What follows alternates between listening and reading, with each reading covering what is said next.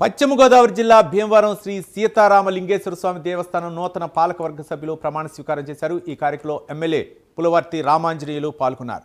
దేవస్థానం అభివృద్ధికి నూతన పాలకవర్గం కృషి చేయాలని ఎమ్మెల్యే తెలిపారు। అవకాశం ఇచ్చినటువంటి కూటమి నాయకులకు అందరికీ కూడా పేరు పేరున ధన్యవాదాలు। కిష్కిందాపురంలో పునర్నిర్మాణం జరిగినటువంటి యొక్క సీతారామలింగేశ్వర స్వామి ఆలయానికి కొత్తగా మాకు ఇచ్చినటువంటి యొక్క అవకాశాన్ని దాతలేంద్రిక సహకారంతో కూడా చక్కగా నిర్వర్తించి ఇక్కడ వచ్చేటువంటి భక్తులు కావచ్చు, లేకపోతే కనుక కనీసమైనటువంటి సౌకర్యాల కల్పనకి మా వంతుగా యథావిధిగా కృషి చేస్తామని చెప్పని ఈ విధంగా ఈ సందర్భంగా తెలియజేస్తున్నాం।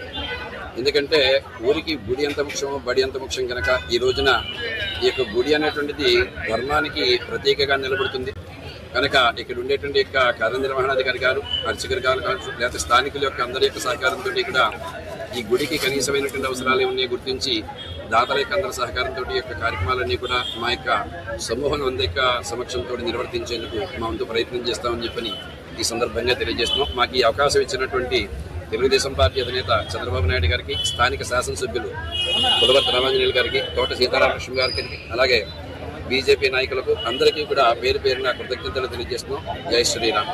ధర్మకర్తల మండలిగా మమ్మల్ని ఎన్నుకోబట్టారు। ఇలా మా కూటమి నాయకులకు అందరికీ కూడా మా కృతజ్ఞతలు। ఎలాగంటే ఈ గుడి చాలా మందికి పురాతన గుడి దగ్గర నాకు తెలుసుండగా నాకు 65 సంవత్సరాలు నేను చిన్నప్పుడు మోగండూరు వీధిలో ఉండేవాడిని।